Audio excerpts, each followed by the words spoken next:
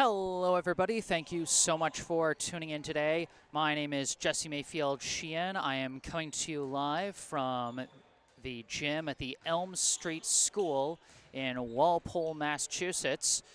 Here to bring you live coverage of today's high school varsity boys volleyball contest between the hosting Timberwolves of Walpole High School and the visiting Brookline High Warriors. We're off to a later start than initially intended. 4:15 was the start time that was initially listed for this match. Obviously, that ship has sailed. Brookline a little late to, well, a lot late to get here for this one. And but you know what? Now we're here, and we're getting ready to get this one underway. You can see the on the scoreboard there, just across the way. On the other side of the court, we got a pregame clock going, about 4.5 minutes before we get this one underway.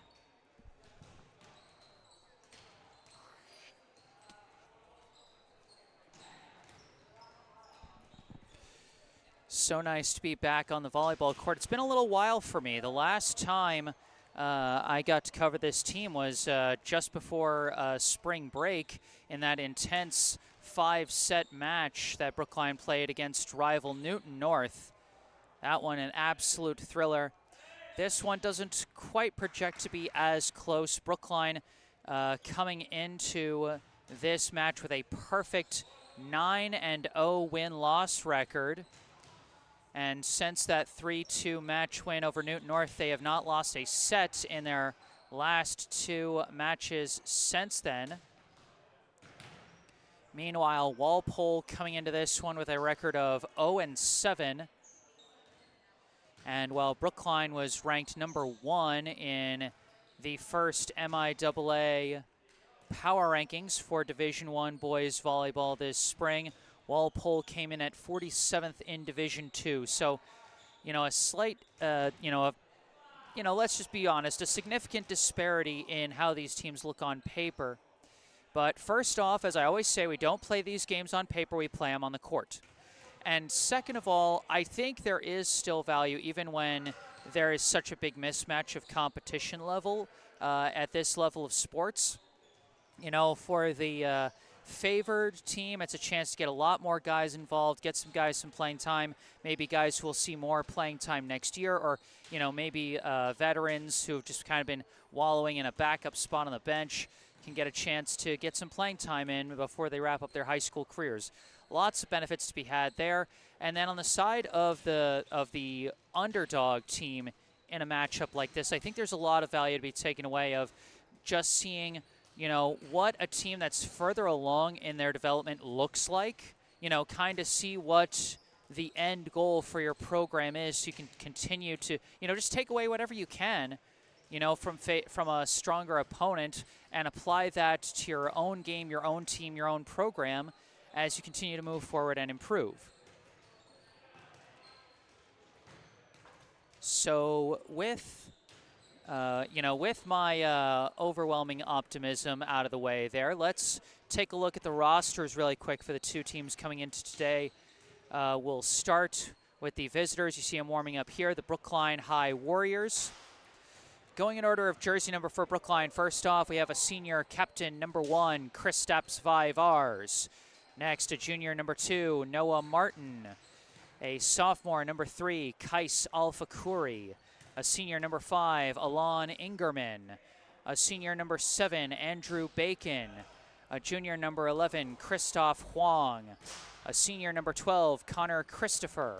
A senior, number 17, Adam Lamb. A junior, number 18, Zach Spencer. A junior captain, number 19, Alex Magula. A sophomore, number 20, Luca Galucci. A junior captain, number 21, Amir Tomer. Junior number 23, Flynn Gumpel. A freshman, number 24, Will Kiger. A junior number 26, Sebi Levy. A sophomore, number 50, Jacob Lamb. And a junior, number 99, Liam Raybold. Head coach of the Brookline High boys volleyball team is Lexi De La Cruz, with assistant coaches Greg Detweiler, Julian Vesneski, and a guy who's actually going to be joining us on the mic for today. Joining us here, assistant varsity and head JV coach Justin Suhu. Justin, thank you so much for joining us here today. My pleasure, Jesse. Good to be back on the mic. All right, so we're going to be, I was talking with the fans a little bit before you joined us about, there's a significant amount of disparity between these two squads on paper.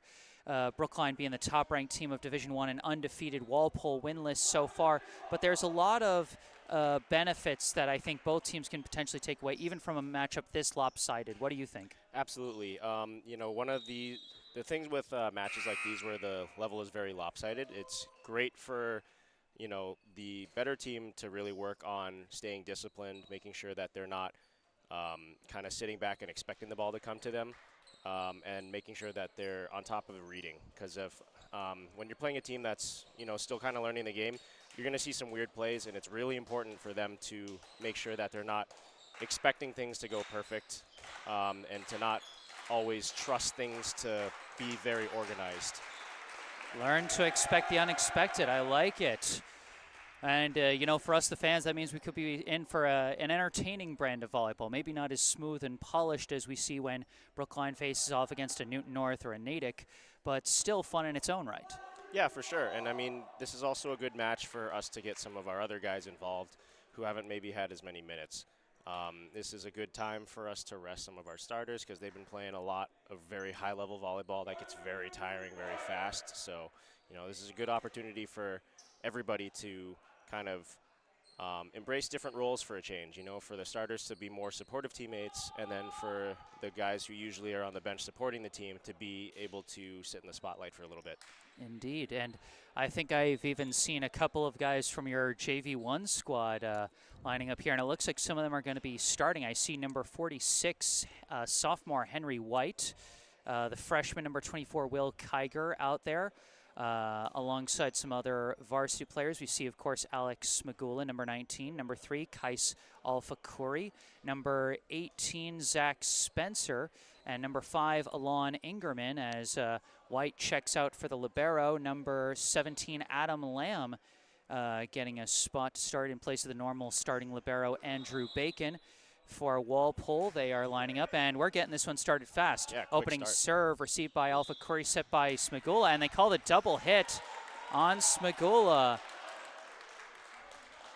So a bit of a sloppy start for Brookline as Walpole takes the first point. Number 3, Matt Nunez, the serve for the Timberwolves, received by Kiger, set by Smagula. Spike out of the middle by Zach Spencer for Brookline's first kill of the day.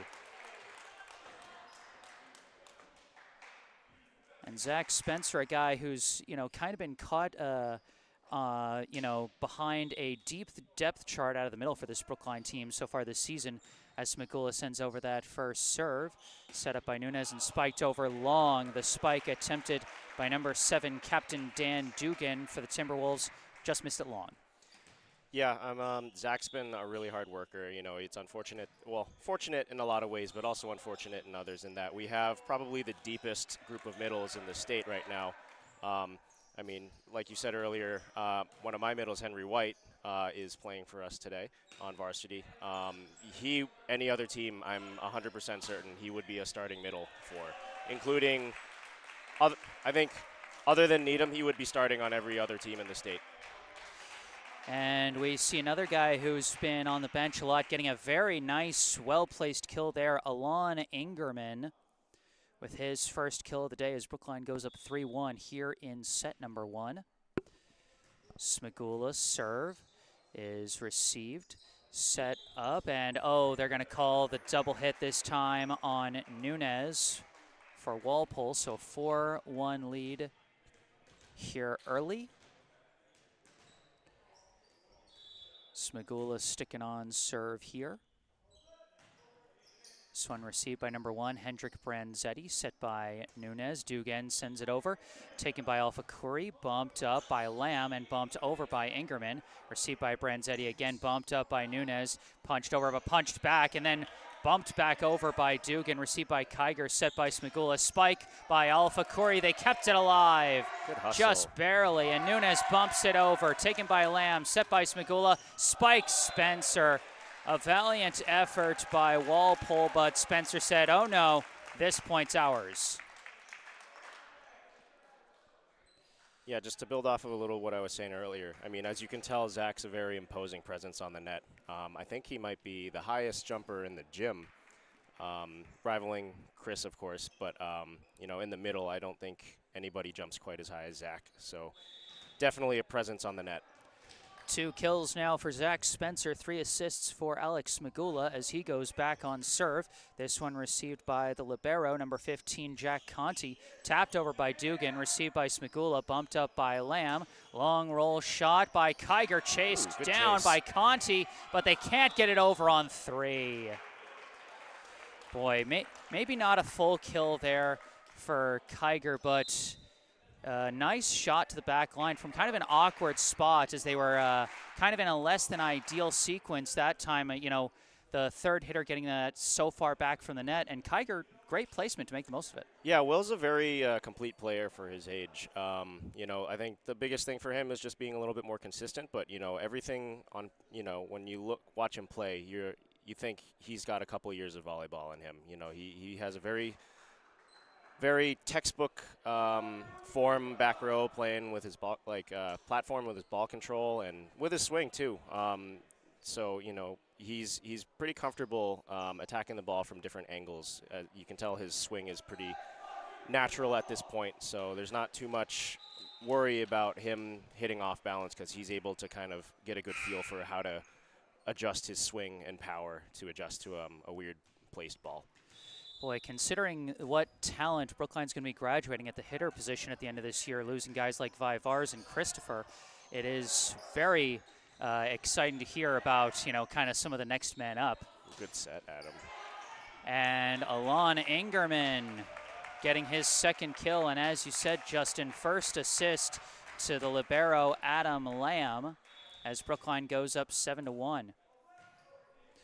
Quick serve from Smigula, received by Branzetti's tapped over on 2 by Dugan, received by Lamb, set by Smigula. Ingerman, the tap over, diving dig sent over on 1 by Nunez, taken by Spencer, set by Smigula. Spencer again. Boy, Alon Ingerman and Zach Spencer putting on a show here. Spencer now 3 kills, Ingerman with 2, as Smigula picks up his 4th assist. Lamb with 1. This serve, bumped up on the second hit by Nunez and just whiffed on that third hit attempted by number 14, Liam Bryant. And the error gives Brookline the 9-1 lead.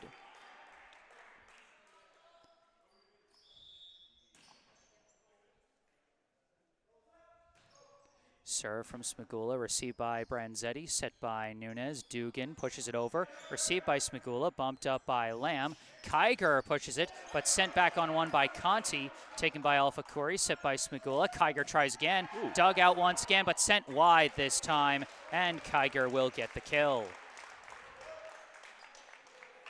You know, something that people might not notice, but I think a lot of attention should be put on Kais for making some very smart, heady plays.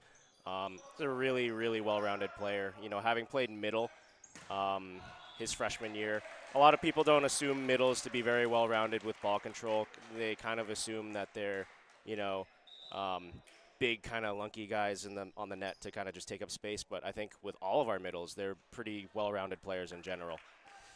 A miss on that hit from Ingerman allows Walpole to finally go back on serve, and Alex Smigula checking out in favor of number 23, Flynn Gumpel, who will get a chance to get some time at setter. Conti's serve received by Lamb, set by Gumpel. Oops, traffic jam. And, you know, these are, you know, some of the kinks you can work out when you give your backup some time to play. Yeah, this is definitely one of those situations where you want to hear a little bit more communication on that ball, especially because Flynn's backing up. He's not necessarily sure which direction Will is going to approach from because they haven't had a lot of experience playing together. So, yeah, you just want to have a little bit more communication there. Ooh. Nice block. I believe that was Spencer. He's having a fun day so far. Nice coverage out of the middle of that time. First block of the day for Zach Spencer to go with 3 kills. Kiger now on serve, received by Dugan. Bumped up and punched over by Nunez. Received by Alpha Curry, set by Gumpel. Tap over with the left hand by Spencer, dug out by Dugan. And a tap over here, received by Gumpel, set by Lamb. Punched off the net cord by Alpha Curry. Kais Alpha Curry with the touch there. Spinning that one off the net cord, off the assist from Flynn Gumpel. This serve going to sail long from Kiger. And so it'll be a 12-4 mark here in favor of Brookline here in set number 1. Just barely missed by Wilt, but that's sort of an error that we're okay with. You know, if it's a very close miss like that, as long as he's serving aggressive and not reckless, we're happy with something like that. Gumpel sets this one for Ingerman, dug out by Conti, set. Oh, that one just whiffed on that. But going back to what you said about Kiger's serve, Justin, I like that phrase, aggressive but not reckless. I feel like that's such a good mantra to go by, especially in a sport like volleyball. Yeah, 100%. I mean, you know, when you get to the level that we're at, or where Needham or Natick or Newton North are, you have to play aggressive, but you also can't be, you know, silly about you can't be reckless in the way you play, because, you know, you have to make them earn the points. But at the same time, if you're just playing not to lose, they're going to make it really difficult for you to win. So you have to make sure you find that right balance of playing to win versus, you know, not making unforced errors. And executing well on that one of your JV guys, Henry White, getting his first kill of the day. The battle at the net, and then a block from either White or Ingerman on that play. See if I can see it on the replay. I think that was White, actually. So 2 nice points from Henry White. 1 kill, 1 block. Brookline up 15-4. This serve barely received by Conti, followed up by Nunez, and could not be bumped over by Bryant.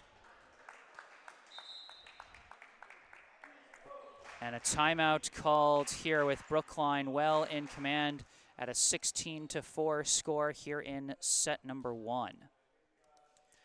One thing I appreciate from Walpole is that, you know, even though they're, you know, pretty outmatched in terms of experience and just overall athleticism right now, they're not looking very intimidated. You know, they're still playing very high hustle, high energy, and it doesn't look like they're giving up. You know, they're making us earn points, which I appreciate. That's a sign of a good squad.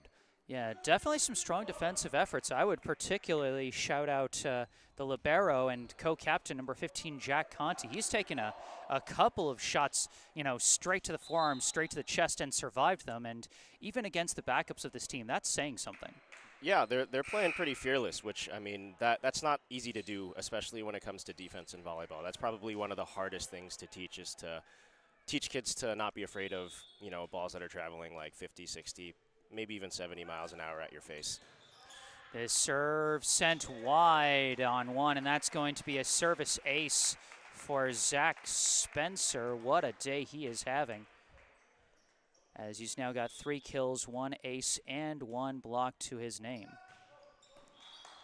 But that next serve goes right into the net. 17-5 now the score. As going on serve for Walpole will be number 2, Connor Larkin.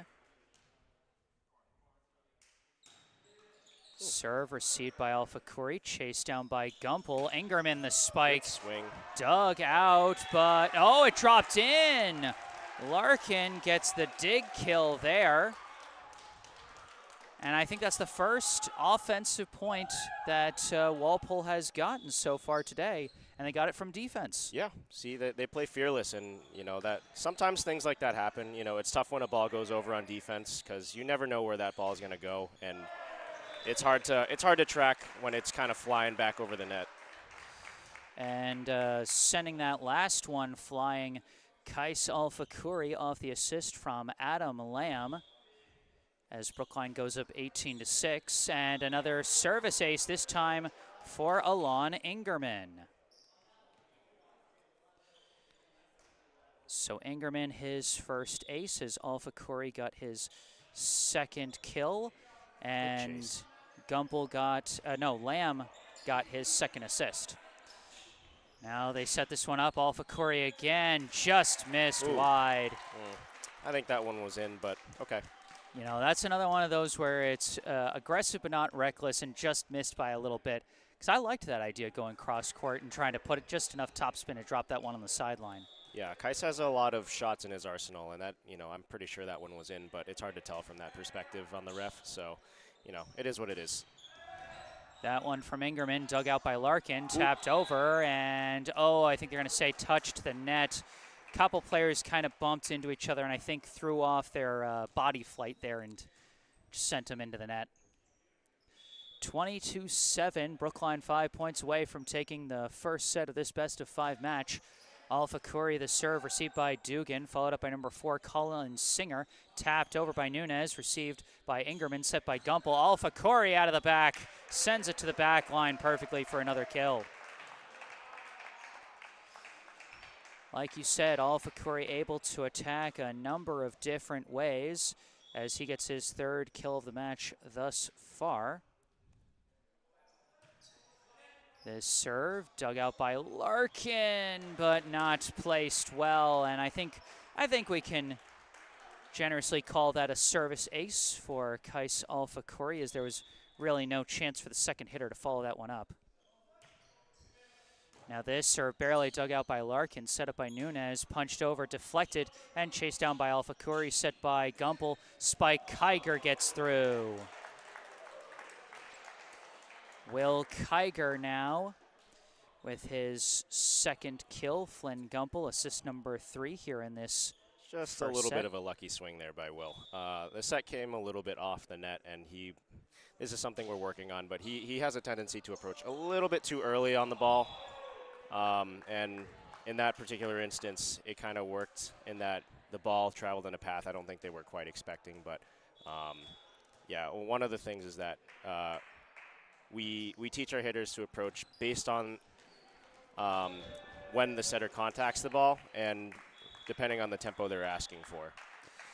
And, well, that tempo says that we're done with this first set as Kais Alpha Curry finishes it with a service ace, following up the block at the net by Flynn Gumpel. And that's going to do it for set number 1. Brookline takes it in stride, 25-7. Unofficial stat counts that I've personally got for that first set for Brookline, I had Zach Spencer with 3 kills, 1 ace, and 1 block. Kais Alpha Curry, 3 kills, 2 aces. Alon Ingerman, 2 kills, 1 ace. Will Kiger, 2 kills. Henry White, 1 kill, 1 block. Alex Smigula, 5 assists. Flynn Gumpel, 3 assists, 1 block. Adam Lamb, 2 assists. And I'm not sure if I mentioned it, but Alon Ingerman, 2 kills, 1 ace. And then the 1 kill for Walpole I had on that defensive kill by Connor Larkin. Sounds roughly right. Yeah. All right, well, during this break between the first and second set, I'm going to take a moment for a local charity spotlight, and we're going to tell you about the Brookline Food Pantry. The Brookline Food Pantry provides groceries to Brookline residents in need of food assistance. The pantry has been serving an average of 650 households each week in the Brookline area, and they are always looking for more people willing to lend a hand, whether that be through monetary donations, direct food donations, or volunteers in the pantry. Food donations can be made at United Parish at 210 Harvard Street in Coolidge Corner on Wednesdays and Fridays from 9:30 a.m. to 12:30 p.m. Monetary donations can be made online at the food pantry's website, brooklinefoodpantry.org. Go online or call 617-800-5339 for more information about how you can help feed your community. Once again, that's brooklinefoodpantry.org or call 617-800-5339. All that information in the description section of this video down below. And Justin, during this time between sets, I'll take some time just to ask some questions I've been curious about, because you talked about how important it is, how everything kind of starts with defense in volleyball and being fearless in the face of those hard hits. And one interesting fun fact about this Brookline squad is that this is the 4th straight year that you guys have had a different starting libero. 3 years ago, it was Alex's older brother Jacob Smagula wearing the white jersey. The year after that, Amir Tomer in his freshman season was the libero, then moved to the hitter position as senior captain Eli Traub took over on the defensive end. And then following his graduation, now you've got Andrew Bacon wearing the white jersey. So, you know, what is the key for a program to be able to keep filling in such a critical spot year after year after year? So other than Jacob, everybody that we've had fill out libero has played outside at some point during their time at Brookline. And that's a pretty good position to transition from outside to playing libero, because as an outside, you have to do a lot of passing and a lot of defense. You know, playing middle back, you have to move a lot, because there's a lot of balls you're going to have to chase after, because either you're responsible for stuff that gets hit off the block or stuff that goes, you know, really deep to those corners. Middle back is responsible for patrolling that end line there, and then the wing defenders are kind of everything in front of them or to the side. So there's a lot of lateral movement involved, and that requires a lot of reading. And so there's a pretty natural transition from outside to libero. And a really great example would be Olympian Eric Shoji, who is the national team libero. He was an outside for the majority of his early volleyball career. But once he went to Stanford, he transitioned to libero. But yeah, that's sort of why we've managed to find a lot of success in kind of having a mix and match situation at libero.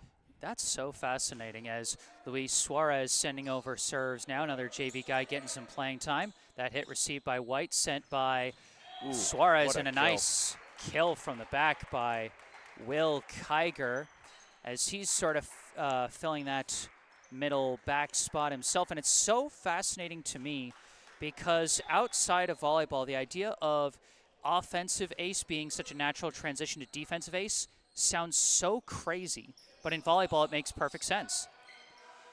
Walpole getting this one back over after the block. That one deflected, and it's going to get through. And a good kill there for Walpole's number 9, Aaron Levinson. Yeah, I think in this particular instance, because of the demands of playing outside, it just makes a very natural transition for a lot of players to play libero. And miscommunication on that pass there gives the point to Walpole, as Suarez and Ingerman just off their timing there. Conti now on serve for the Timberwolves. This one is received by Bacon, set by Suarez, and bumped over by Kiger. Taken by Branzetti, bumped up by Nunez, punched to the back, received by Kiger, bumped up by Suarez, and bumped over by Bacon. Received by Branzetti, set by Nunez, and they call the illegal double hit on Nunez. That's going to give the point to Brookline. And early on, we're seeing a little bit of miscommunication between JV setter Luis Suarez and some of the varsity hitters. I mean, that's just what happens when you don't practice together as much, I imagine. Yeah, definitely. You know, I mean, Luis has been present for all of our varsity or most of our varsity practices. He's learning a lot, but when, you know, you're not getting quite as many reps as Alec or Flynn, that chemistry isn't quite there yet. So, you know, there's a pretty natural and expected sort of lack of chemistry at this point. Yeah, still a bit of a learning curve, as we see there with a spike from Ingerman, just missed long. That serve received by Bacon, set by Suarez, spike by White, gets through. And as you can tell, the connection with Henry and Luis looks a lot more fluid and natural. Yeah, absolutely. The two JV partners there connecting. Suarez his second assist, White his second kill of the day so far. Brookline up 4-3. Sebi Levy wearing the libero jersey in this set serves that one up. Conti's going to have a long third hit, but he gets it over. Taken by Bacon. Good save, good save. And spiked over by Spencer. As like you said, Justin, Luis Suarez with one hand able to keep that one alive for Spencer to get the spike through. That serve from Levy going to go long, and will stay close here. 4 kills now for Spencer, 3 assists for Suarez. Despite the growing pains here with the varsity team, he's getting some assists, but a service ace that time from Connor Larkin. So a 5-all score. As Larkin lines up back on his serve. The serve taken by Bacon, set by Suarez, spike Kiger. More connection from the JV partners there as Will Kiger flies perfectly for that one. Yeah, there's definitely a lot of chemistry with Luis and Will. They played club in the offseason, or for them, the preseason. And so there's a lot of already existing chemistry. Not on top of that, from what they have. Ooh, no double there? Okay. On top of what they're getting from, practicing together now. And some good practice. Suarez is getting in with connecting with varsity hitters like Zach Spencer as he connects with him again. Suarez, his 5th assist already, as Spencer now has 5 kills. This serve taken by Larkin, bumped over by Conti, received by Levy, set by Suarez. Spencer gets it through again. And something that I appreciate a lot about Luis as a setter, especially a freshman setter, is that he's very creative with his hands. Sometimes he'll, throw up one hand, and he's very disciplined along the net, which is a tough skill to train in setters. And that one just long from Kiger. And we saw that discipline around the net with that one-handed assist he got a few points ago, managing to keep it from being, because it's so easy to end up with an illegal hit or an illegal touch of the net around that area. Yeah, and especially at the setter's position, there's so many different factors you have to keep in mind while trying to chase after a ball that sometimes, a lot of setters early on will kind of lose track of the net and then end up going under or into it. 8-7 now, the score off a long spike there from Ingerman. Serve now from number 11, Chuck Odenigbo. Bumped up by Suarez, punched over by Kiger, received by Larkin, set by Nunez, and they call the illegal double hit on Nunez there. Justin, I could have sworn I saw an article like a year or so ago that at the college level they're thinking about getting rid of the double hit or something like that. Did I read that that's correct? already been implemented. Wow. Yeah, so. Nice serve by Kiger for the ace there. The rationale behind that rule change is that, generally speaking, there's no advantage to be gained when you handle the ball poorly. If anything, it makes it harder for your hitters to track the ball, to make a successful attack off of it. I think the one scenario where that might be sort of a problem is if it crosses over the net, because then your opponent may not expect it. So, that I think at the college level, all of those players are experienced enough where that usually isn't the case. And so it's just to allow for a more dynamic game. And I'm personally in favor of it. Nice block by Walpole, but Brookline recovers and Bacon bumps it over. Taken by Singer, set by Nunez, spike Dugan. Sails long. No, there was a touch on that ball. Yeah. Oh, no, I think they overturned it. Yeah, it was. You're right. We were calling it on ourselves. So that'll make it 10-9 off the kill from Dan Dugan. Singer sends that one over, taken by Levy, set by Suarez. Spencer delivers again. Boy, and again, it just speaks to the depth out of the middle that this team has, that a guy that can fly that high and spike that hard a lot of times ends up finding himself behind other talented guys like Liam Raybould and Luca Gallucci. This serve received by Larkin, set by Nunez. Dugan punches it over, taken by Ingerman, bumped up by Suarez. Ingerman sends it, sent back on one by Larkin, taken by Ingerman, set by Suarez. Roll shot there from Bacon, dug out by Branzetti, chased down by Nunez. Tapped over there, received by Ingerman, set by Suarez from the back. It's Kiger off the net cord. Nice little rally there. We haven't had too many long ones, but that was a nice one. Yeah, just to build off of your comment about, Zach, I think what also needs to be highlighted is that, like I was saying, Luis isn't afraid to be creative. And so for him to be able to feel comfortable enough to set Zach a back one in this scenario, I think speaks to how loose he likes to be on the court, which I think is a very important quality as a setter, is that you can't be too afraid to get aggressive with your sets. Nunez, the serve, dug out by Kiger, battle at the net is won by number 9, Aaron Levinson, his second kill. Has just tapped that one right down. 12-11, Brookline leads. Nunez sends it over again, taken by Kiger, and yeah, no shot there. I think we can be generous again, give Matt Nunez an ace on that one. 12 all the score here in set number 2.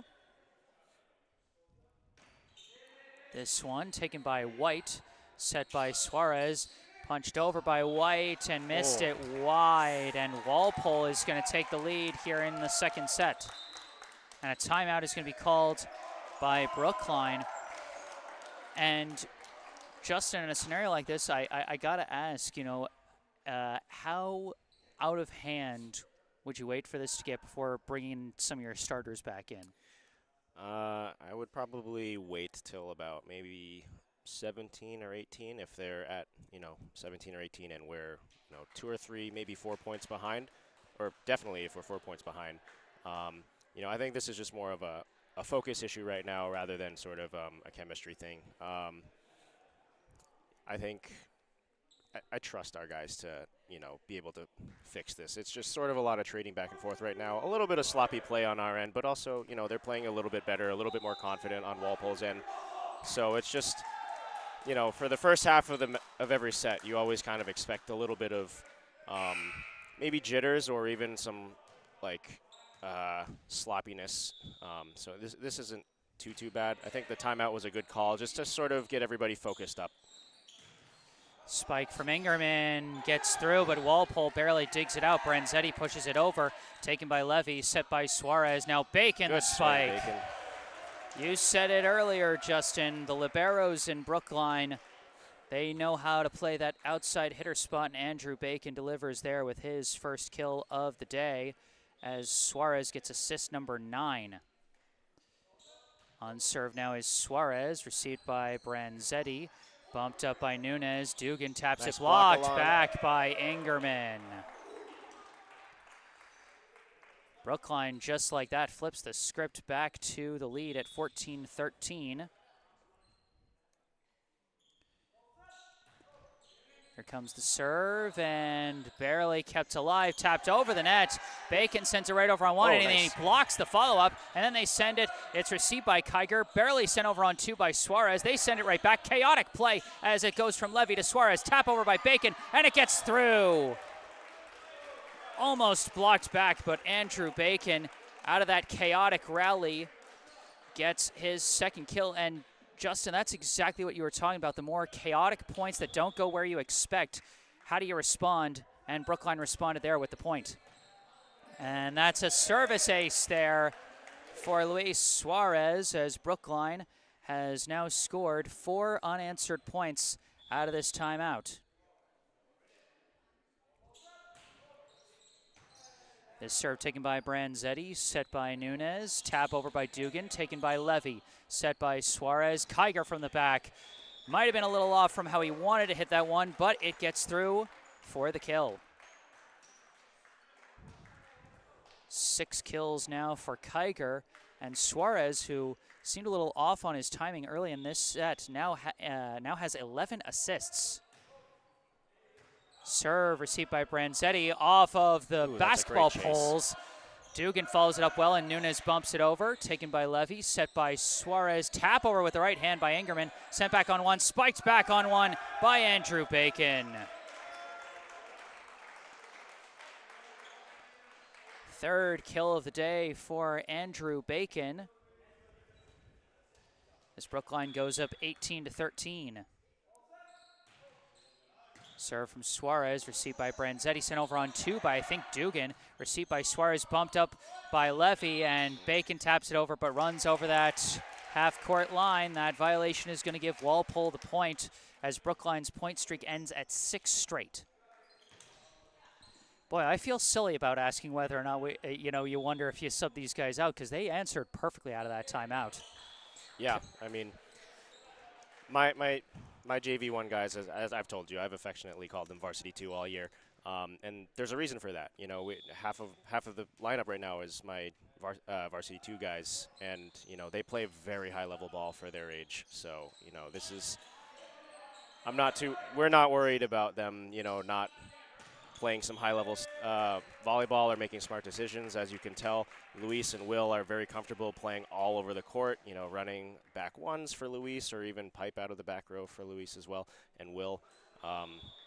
They're such well-developed players this early on, and it's a lot of fun to coach. Ooh. And Walpole gets one back. Matt Nunez with the kill on that one, but a very nice kill from Will Kiger, flying and sending it just under the blocker's hands so that the block would go on a downward trajectory. Off the first assist of the day for Sebi Levy, who now receives this serve, set by Suarez, punched over awkwardly by Kiger. Tried to make the best of a bad angle, but could not get it in. Just a little long. I mean, he had no other shot, so not too worried about that. Got to get around that pole there. Dugan's serve taken by Kiger, set by Suarez. Kiger, the spike, could not be dug out as Kiger delivers down ref once missed an again. undercall there on Will. Will Kiger now with 8 kills today. Suarez 12 assists as Brookline leads 21-16. Levy the serve, received by Nunez, and could not really be followed up there. Maybe not a full ace, but still a nice serve from Sebi Levy. Yeah, I'd still count that as an ace. They were never really able to get a good control on that ball. All right, you're a more generous stat keeper than I, my friend.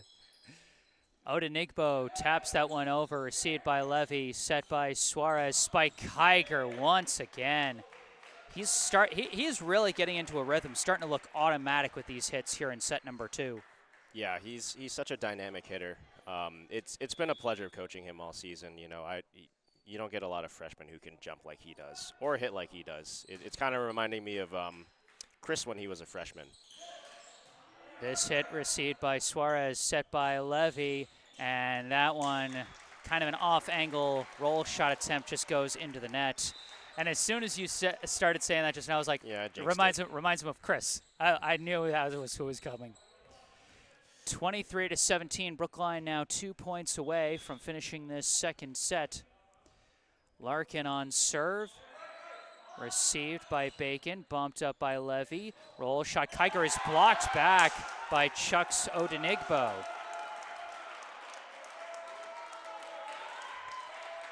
First block of the day for Odenigbo as Walpole not backing down like we've been saying all day. Larkin serve taken by Bacon, set by Suarez. Spencer with the laser. Oh, my favorite kind of kill, hand to hardwood. As that is 14 assists now for Luis Suarez, and for Zach Spencer, 8 kills.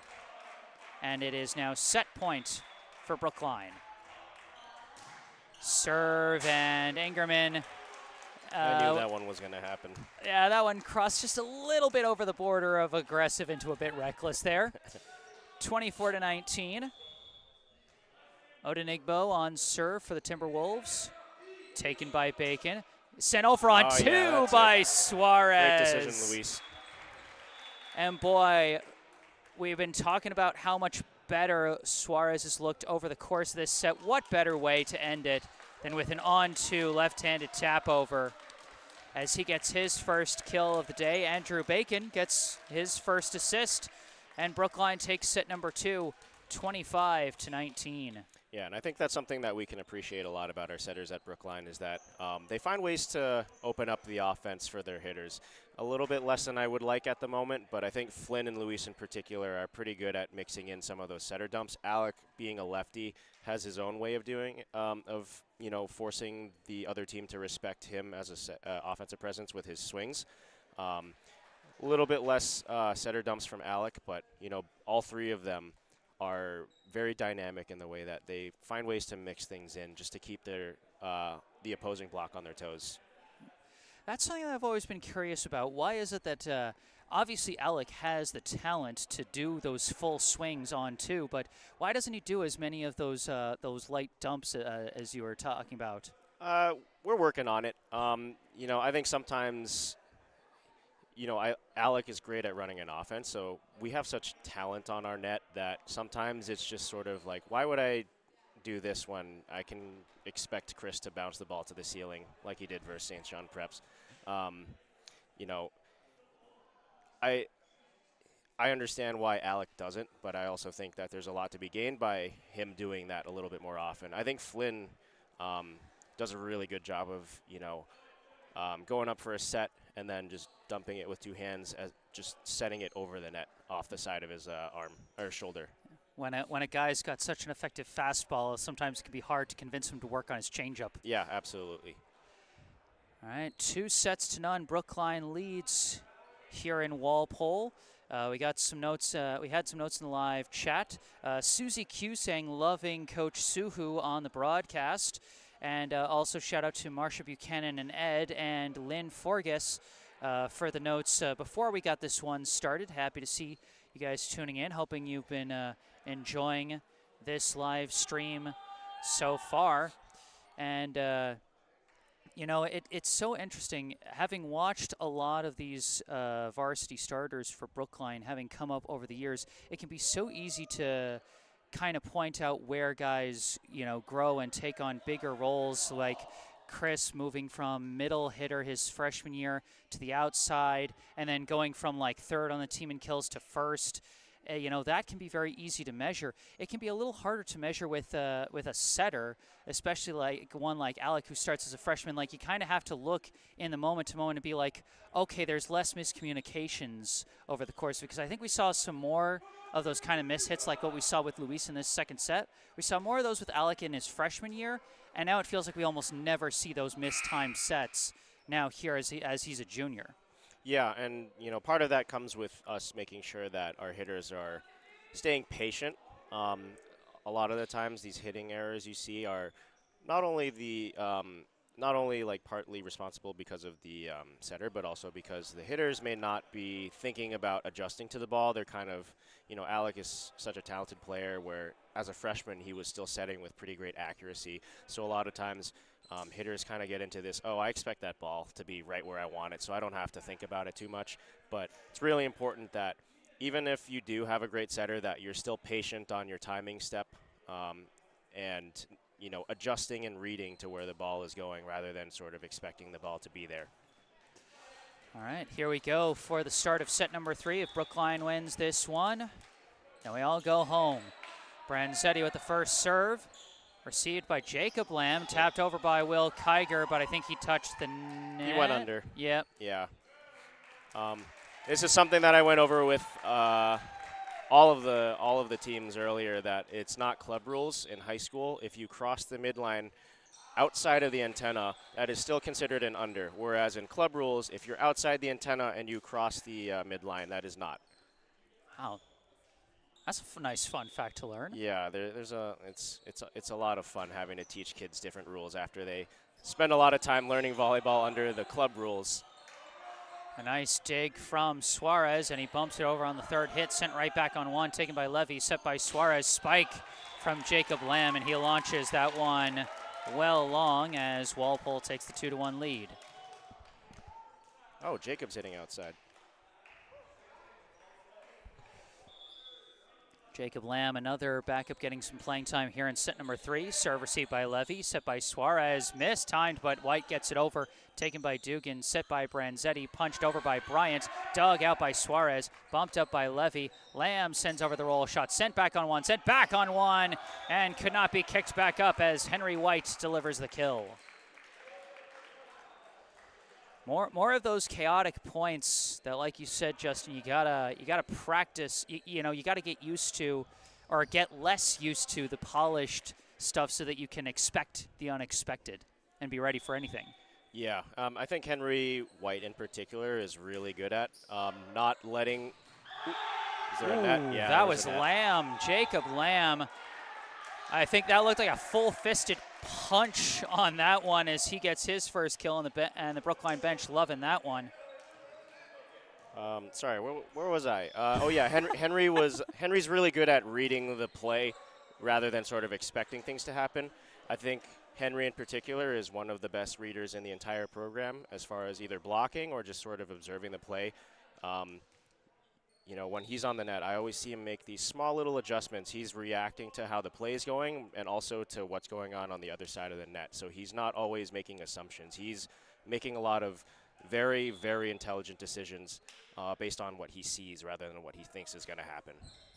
Serve now from Adam Lamb, received by Dukin, and kind of an error on the follow-up there as, again, a couple of Walpole players kind of bump into each other on that second hit.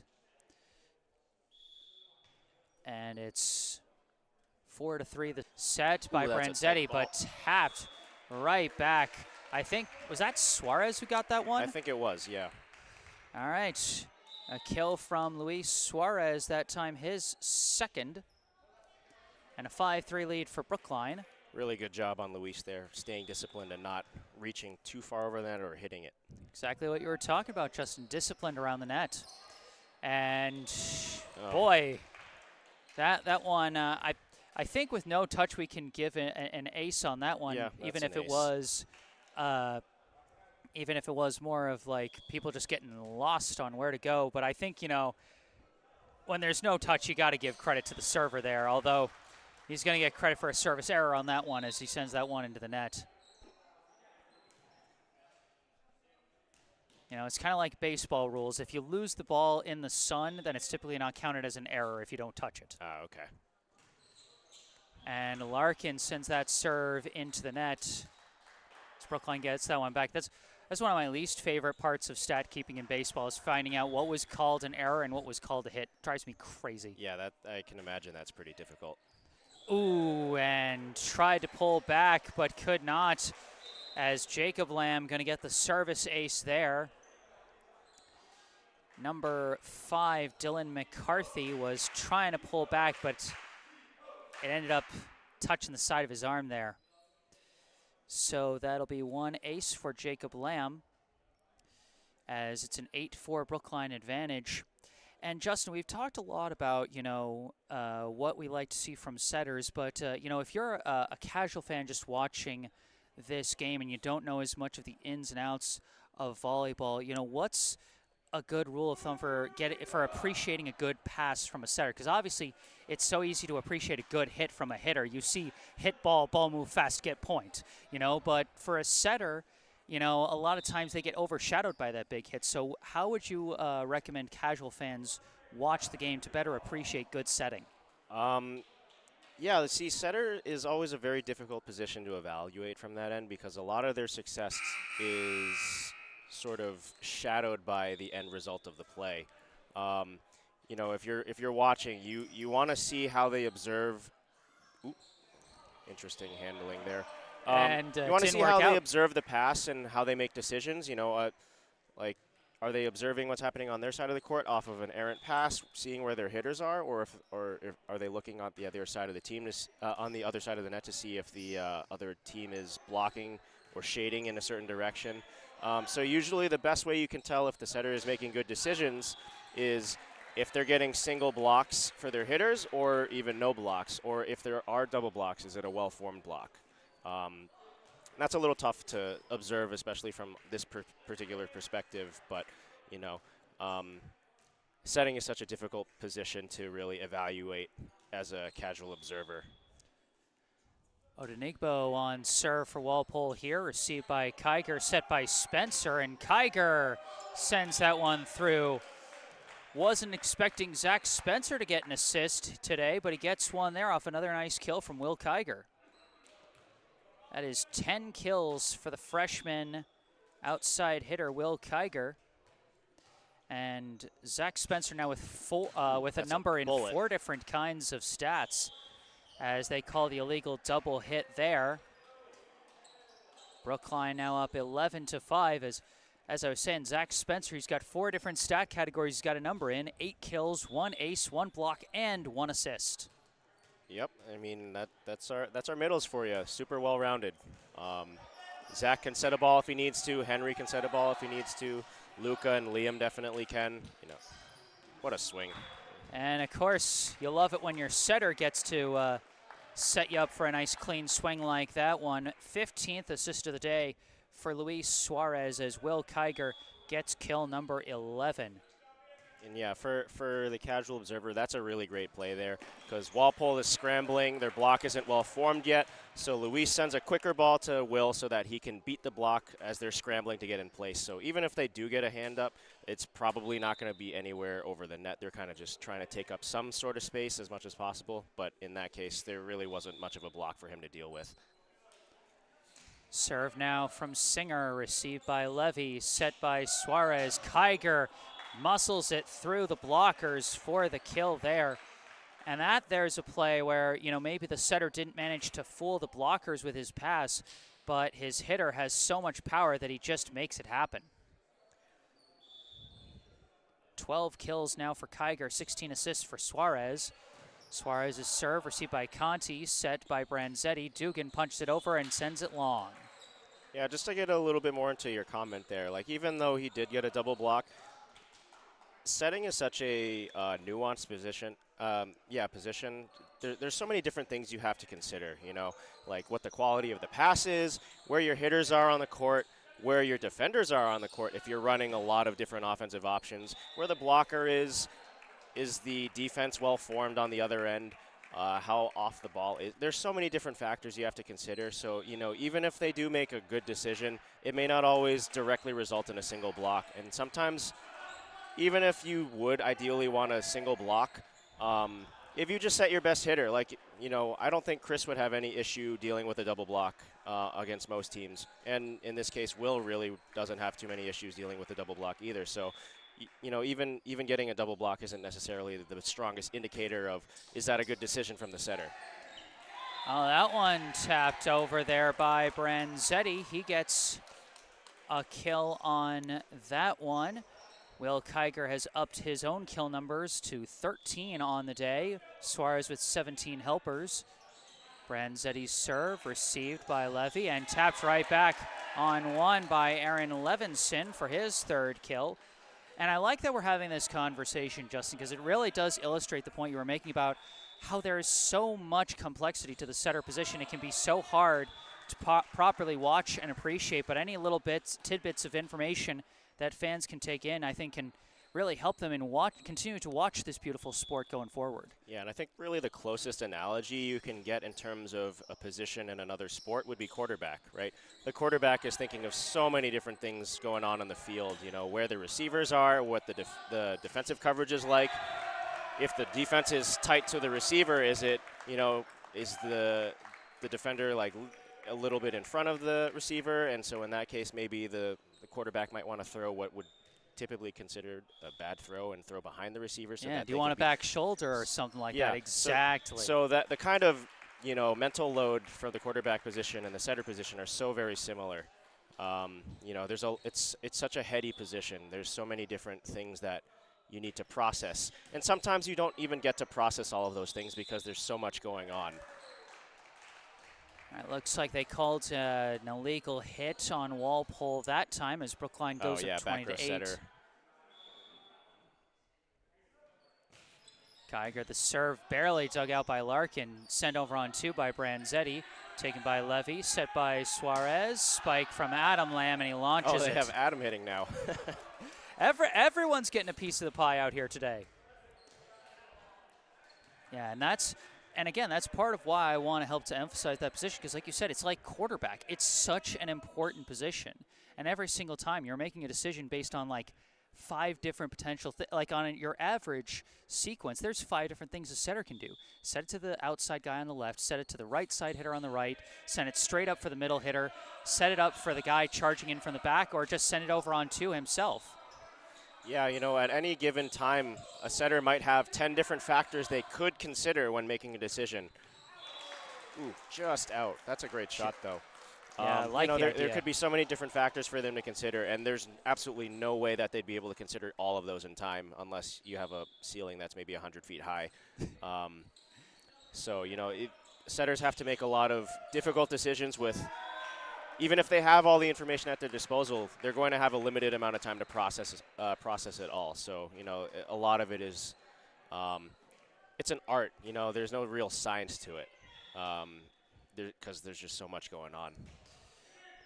And an ace there from Sebi Levy after following up the artful kill from Jacob Lamb, assisted again by Luis Suarez. That's 2 aces now for Levy, and he misses that one long, which I was showing the replay. He turned his wrist away at the last second on that contact, and it just barely curved out. They're going to the next point so fast in this one, I can barely show the replays. This serve taken by Levy, set by Suarez. Kiger from the back launches that one long. That one looks like the pass was a little bit behind where he was expecting it to be, and he just got pass was a little tight, and so Luis had to adjust his body angle to try to get a clean set off of that, and that resulted in the set being a little bit more off than Will would have liked, and so that's why it carried deep, because the ball got set a little behind him, and that's why the timing step is so important, because it looked like Will may have gotten through his timing step a little bit faster than he should have, and so he's jumping for a ball, expecting it to be right there, and it ends up just a little behind him, and that's a very difficult ball to adjust to. As that one missed by Lamb, and again, that's what makes it so difficult, because, when it's, a good hit, it's like, where does the good pass end and where does the good hit begin? And with a bad one, it's like, where does the bad pass end and where does the mistimed nice step begin? You got to hit that. Conti bumps this one up. Singer taps it over. Taken by Lamb. Set by Suarez. Spike. Missed just wide by Spencer. Brookline's missed, I think, 3 in a row now. They might be getting a little too comfortable with their lead. Yeah, I think they're having a little bit too much fun right now. Come on, guys. This is a game. Stop having fun. Dugan serve off the net court, but still received by Kiger. Set up for Lamb, and this time gets it through. Jacob Lamb off another assist from Luis Suarez. That's 19 helpers for the freshman setter, as the younger Lamb brother gets kill number 4. 23-14 as the older Lamb brother Adam going on serve here. Brookline 2 points away from winning the match. Serve could not be taken properly. That's going to be a nice service ace from Adam Lamb, and I hope this replay runs fast enough, because Brookline now has match point. He tried it. Toss was a little too low and a little behind him on that one. I love that one. Oh, he tried it. He tried it. Still match point for Brookline. Larkin's serve taken by Levy. Set by Suarez, tap over by Spencer, sent back on one by Branzetti, back on one and spiked down by Odenigbo. We're not done yet here at Elm Street School as Chuck Odenigbo gets his first kill of the day.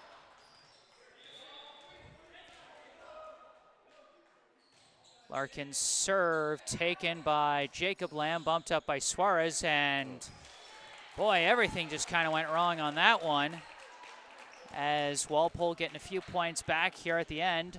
Still match point for Brookline, but they got to get that 25th point. Larkin's serve received by Kiger, set by Suarez. Spencer blocked by Odenigbo. And the Brookline bench having fun at their teammates' expense there.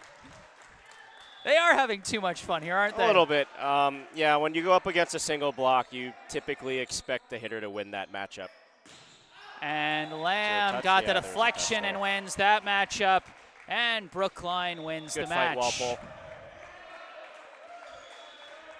Jacob Lamb off the assist from Sebi Levy finishes that third set. And Brookline takes it 3-0. Not unexpectedly here, but we got to see a lot of extra names being said here today. We got to have a lot of fun conversations about some of the nuances of volleyball that we might not have when I'm trying to follow the more intense action of a closer set, and you're down on the floor coaching that more intense match against a tougher opponent. So this was a lot of fun here today. Yeah, no, I had a lot of fun. I kind of wish I was able to do this a little bit more often, because it's a good change of pace. It's nice to be able to give, casual fans sort of a glimpse into what I'm looking at, and what, coaches Lexi, Greg, and Julian are also looking at.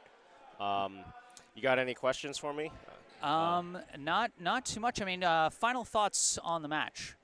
We kind of went in. This was a good match for some of our bench guys to get minutes in, show what they're capable of. And as you can tell, even though they're not the starters, they're a very capable squad on their own. And, shout out to my 3 JV guys, Will, Henry, and Luis for showing up. Luis played great. Justin, I think you mean varsity 2, yeah, varsity don't you? 2. Shoot, sorry. We are having tons of fun here. Coach Justin Suhu, thank you so much for joining me here. It's been a pleasure. We got to get you a volleyball podcast or something so you can talk like this all the time. Yeah, thanks, Jesse. Good to be on the mic. All right. Take it easy. Will do. All right, that was assistant varsity and head JV coach Justin Suhu joining us as the color commentator today. And some nice notes in the live chat from Nadav Tomer saying very insightful comments from Coach Suhu. Thanks. And Steed Kiger saying great commentary today. I really think the commentary was quite great today. It was a lot of fun. We got to appreciate some of the backups and also, be a little more educational in a match that was a little bit less intense. Hats off to Walpole. Like Coach Justin said, they showed a lot of fight today. Didn't back down in the face of the highest ranked team in Division One. Final unofficial stats from me for Walpole today. I had Aaron Levinson, the co-captain, leading the way for Walpole with 3 kills. I had Connor Larkin and Matt Nunez each with 1 kill and 1 ace. I had Chuck Odenigbo with 1 kill and 2 blocks. And then I had Hendrik Branzetti and Dan Dugan with 1 kill each. For Brookline, we got a big spread here, so I'm just going to go in order. So let's just go through it. Will Kiger, the freshman, with a strong day, 13 kills, 2 aces, 1 block. Zach Spencer with 8 kills, 1 ace, 1 block, and 1 assist. Luis Suarez, another freshman, the fulcrum of that backup offense here today, 19 assists to go with 1 ace and 2 kills. We then had Kaisal Fakuri, 3 kills and 2 aces, all in that first set. Andrew Bacon with 3 kills and 1 assist. I think a lot of that came in the second set. Alon Ingerman with 2 kills, 1 ace, and 1 block. Alex Smagula with 5 assists in that first set. Flynn Gumpel, 3 assists, 1 block.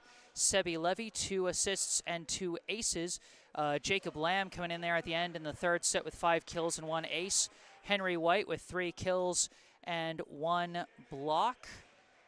And did I get everybody? I think that's everybody. It was a long list of players. It was all over the map, but we had a lot of fun here with this one today. Final score, Brookline 3 sets, Walpole none. Final set scores 25-7, 25-19, 25-18.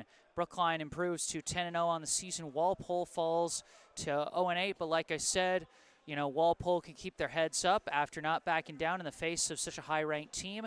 And Brookline got some of their starters some pretty good rest, got their backups some pretty valuable playing time, and we might have just seen some of the stars of the future for Brookline with some of these backups that got playing time today. And we got a lot of fun, had a lot of fun educational conversations to boot. Thank you all for tuning in today, folks. I am Jesse Mayfield-Sheehan. If you enjoyed this broadcast, be sure to hit that like button and subscribe to the channel. Thank you to all those who brought the good vibes in the live chat today. If there's anything else you'd like to say after the live stream is concluded, you can say it in the comment section down below. You can also go down below to the description section of this video where you will find the link and phone number for our local charity Spotlight, the Brookline Food Pantry. You can also find further down in the description section, as well as on the bottom right corner of your screen, some links related to me, my personal website, jessesports.com, where you can find out more about me, the freelance sports broadcasting services that I provide to various teams, and how you can commission those services for your favorite team. Or if you want to skip past all that, you can email me directly with any questions, requests, or comments you may have. And don't forget to follow me on social media on Instagram and Facebook, where I post highlights from previous live streams. But for this live stream, that's going to do it. Brookline 3, Walpole 0. Set scores 25-7, 25-19, 25-18. From Elm Street School in Walpole, Massachusetts, I am Jesse Mayfield-Sheehan. Thank you all for watching, and have a good night.